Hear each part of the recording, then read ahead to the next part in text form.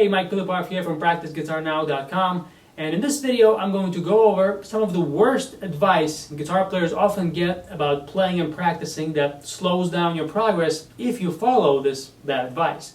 The first false statement and advice that comes from it about practicing is this: distortion covers up your mistakes, so you should practice with a clean tone all the time, or almost all the time, to develop your ability to play cleanly. Here's why this advice is wrong. There are many different kinds of mistakes you can make when you play and practice guitar that you should train to avoid. And to say that distortion covers up all mistakes is completely wrong and very misleading. In fact, the reverse is more true. There are many mistakes you can make on guitar that are covered up by practicing with a clean tone, that are not as obvious and they don't sound as bad. And that distortion makes extremely obvious. Here are two examples. If you practice arpeggios using a clean tone and you have notes ringing together instead of ringing individually as they're supposed to, this is not really heard as a mistake because clean tone makes notes ringing together sound normal to your ear. Here's an example.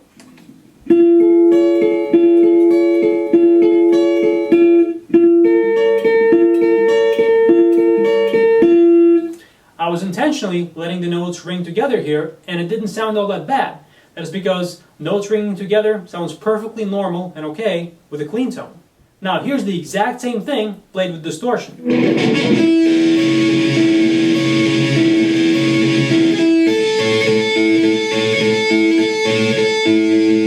Here, it's immediately obvious that something is wrong, something doesn't sound right, something is sloppy.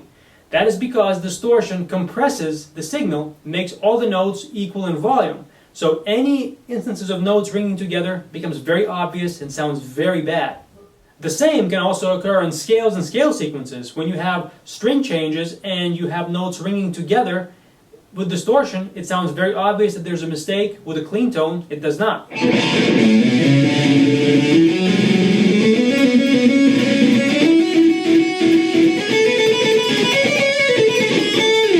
So I was intentionally letting the notes ring together here, and you could notice that immediately with distortion something was wrong. Now here's the same thing played with a clean tone, and you'll hear that the same mistake doesn't sound nearly as bad or as obvious.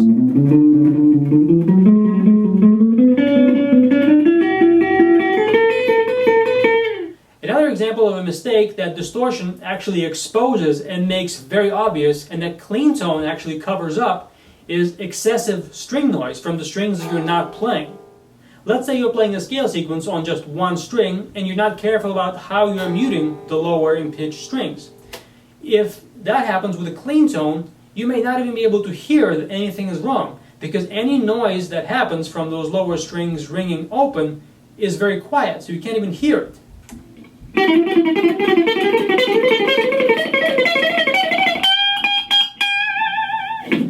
So here I was intentionally not muting any of the lower strings, but there was hardly any noise because it was on a clean tone.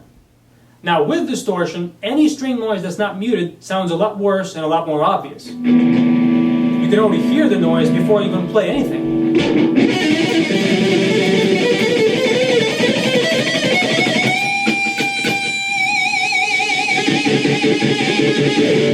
So you could hear the noise before I started playing. There was some noise in the middle that I intentionally created because I wasn't also muting anything. And there was also noise on the final note that I intentionally allowed to happen because, again, I wasn't muting anything.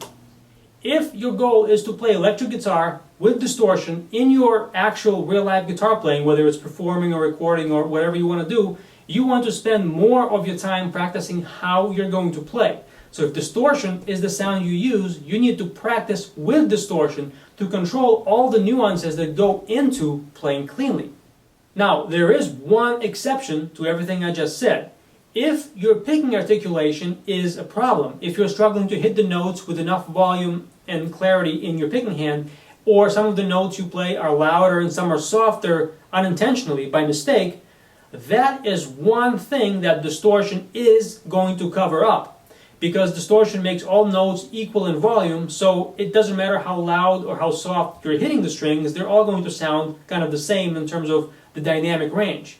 However, even if that is your issue, I still do not recommend to practice with a clean tone the majority of your practice time. When you practice with a clean tone, your notes are still amplified. By using an amplifier, you're still making it easier for your picking hand to get away with inconsistencies in your articulation.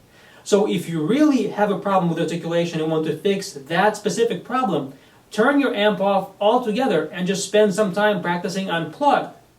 Allocate 10 to 15% of your practice time to this kind of practicing, playing unplugged and improving your articulation in this way, and then spend the rest of the time, 85 to 90%, with distortion, because that is how you're actually going to play, so that is how you need to get used to playing the majority of your practice time.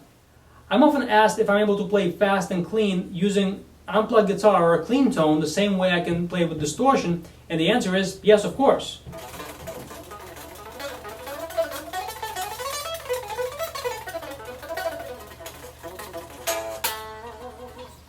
Now, of course, playing fast on an unplugged guitar is a lot harder than playing fast with distortion, simply because I'm having to hit the notes much harder to get them to be heard.